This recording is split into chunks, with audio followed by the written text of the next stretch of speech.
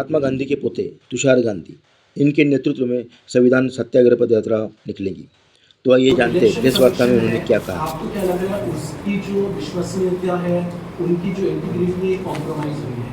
बिल्कुल, मैं पहला जो पार्ट है वो लेना चाहता हूँ, और वो जो हमारे ऊपर आक्षेप फडणवीस जी ने लगाया कि गांधीवादी संस्थाओं में अर्बन नक्सल घुसे हैं और एक तरीके से उन्होंने गांधीवादियों को अर्बन नक्सल कहा, तो उसके खिलाफ मैं ये कहना चाहता हूँ कि गांधीवादी वो है जो क्रांतिकारी है, और क्रांतिकारी वो है जो सत्ता में बैठे लोगों की नींद उड़ाता है।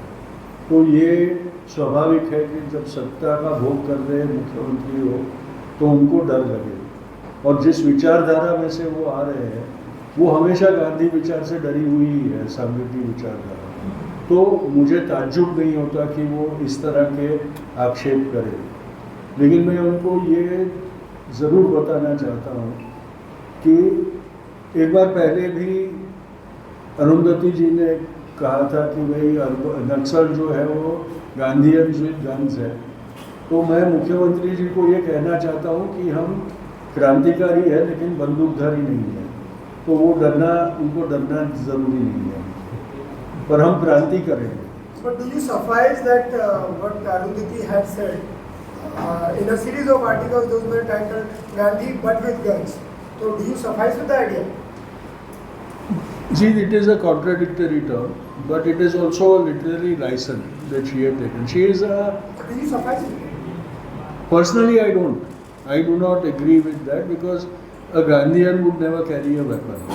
So that is something, but what she was saying was a literary definition of what the Naxalites were trying to bring about, social justice. And so we cannot debate on that, and it is not necessary to debate on that. But personally, if you ask me, a Gandhian cannot be holding a gun. That is a given. Initially, Digvijay Singh and Raj Babbar have also claimed that they are revolutionaries, what you call Krantikari. Do you suffice to them? I didn't understand. Digvijay Singh और राज बब्बर इसके पहले भी कह चुके हैं, और भी कई नेता कह चुके हैं कि माओवादी जो है वो क्रांतिकारी। हाँ। क्या आप उस बात को मानते हैं? क्रांतिकारी तो है ही, क्रांतिकारी तो है ही, और एक जो सोशल इनजस्टिस है उसके खिलाफ वो लोग लड़ रहे हैं। अब एक जन का क्रांतिकारी दूसरे लोगों का टेररिस्ट होता है, वो इतिहास से वो तय हुआ है। लेकिन संदेश ने जो कहा वो हम यात्रा की बात करें तो ज़्यादा बेहतर होगा। सर, इतनी बड़ी पदयात्रा और आपका जो इलेक्शन कमीशन वाला जो क्वेश्चन है, वो तो इलेक्शन कमीशन ने खुद ने अपनी विश्वसनीयता घुमा दी है, क्योंकि इलेक्शन कमीशन की सबसे पहली जो जिम्मेदारी है वो ट्रांसपेरेंसी की होनी चाहिए थी, क्योंकि जो इलेक्शन में ट्रांसपेरेंसी ना हो उस इलेक्शन पे प्रश्न उठना बहुत स्वाभाविक है। और जिस तरीके से चुनाव आयुक्त की शिनाख्त से लेकर इलेक्शन बूथ के क्लोज सर्किट टीवी के फुटेज को पब्लिक तक ना ले जाने देने के लिए जिस जल्दबाजी में लॉज लाए गए, अमेंड किए गए, उससे ये स्पष्ट होता है कि सत्ताधारी पक्ष कुछ छुपाना चाहता है, और उसमें इलेक्शन कमीशन की मिलीभगत है। तो इसलिए उनकी विश्वसनीयता पे बहुत बड़ा प्रश्न चिन्ह लगा है, उसमें कोई दो बात राय नहीं है। और ये उनके भी जिम्मेदारी है कि वो अपनी सफाई दें। जिस प्रकार से उन्होंने, जब उनके ऊपर प्रश्न उठाए गए तो जिस प्रकार से उन्होंने चैलेंज किया कि अगर आप पुरावे नहीं दोगे, एफिडेविट नहीं दोगे तो कार्रवाई की जाएगी, वो उनकी विश्वसनीयता को और भी कम करता है। सर, जिस तरीके से इतनी बड़ी पदयात्रा हो रही है, तो एनडीए के कोई अलायंस पार्टीज है, उनको अप्रोच किया गया था? मैंने स्पष्ट किया है कि हम सिर्फ इंडिया अलायंस के साथ ही करेंगे, हम एनडीए के साथ हर किस नहीं। मतलब अजित पवार वगैरह जैसे कोई भी नहीं, जो इंडिया अलायंस में है वो हमारे साथ चल सकता है। देखिए, आपने ये याद रखना चाहिए, ये सिविल सोसाइटी एक्टिविस्ट्स का प्रोग्राम है, और हमने जो इंडिया अलायंस की पार्टीज़ है और नेतृत्व है, उनको हमने निमंत्रित किया है हमारे साथ जुड़ने के लिए और आने के लिए, और इसलिए इस तरीके से हम ये कर रहे हैं। तो उसमें एक बहुत स्पष्ट सोशल और पॉलिटिकल मैसेज हम देना चाहते हैं। तो उसमें ज़रा भी एनडीए के किसी भी मित्र पक्ष को आने का कोई गुंजाइश नहीं है। तुषार जी, आपने यात्रा के दौरान स्पेशली किसानों की बात की है, स्पेशली बिहार का उल्लेख किया है, तो बिहार में महाबोधि के आंदोलन भी चल रहा है, तो क्या यात्रा के दौरान वो भी विशेष रहेगा? कौन सा? महाबोधि।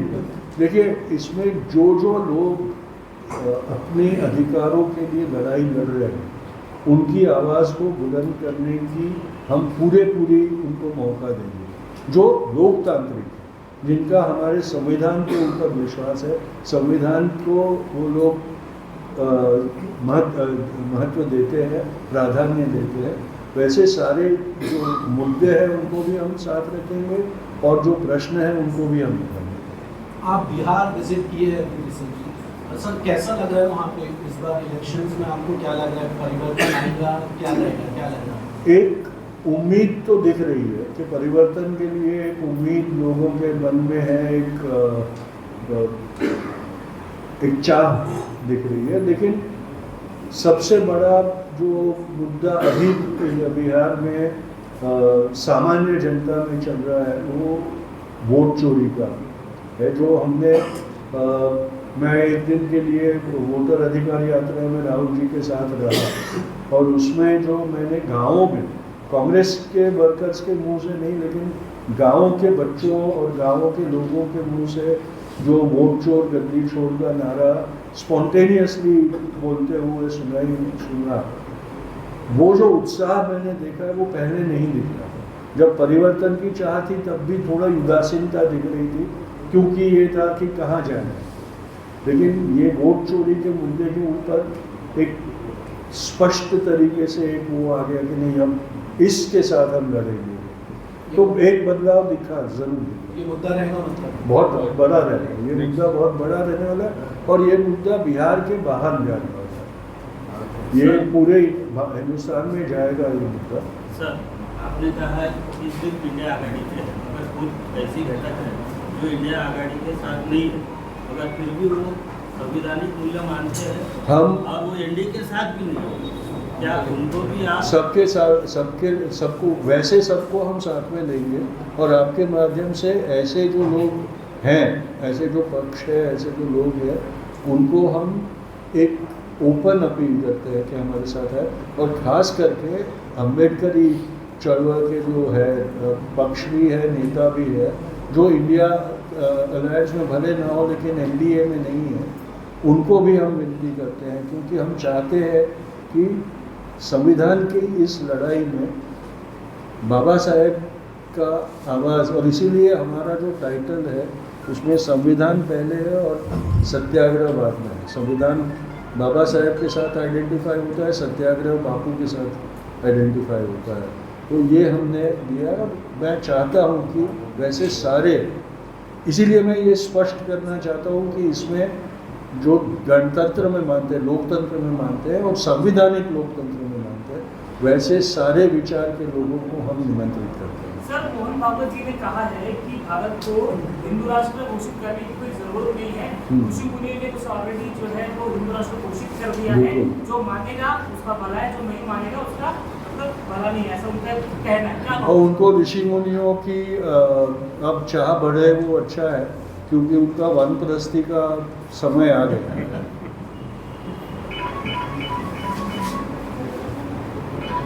ये यात्रा led by you under the umbrella of हम भारत।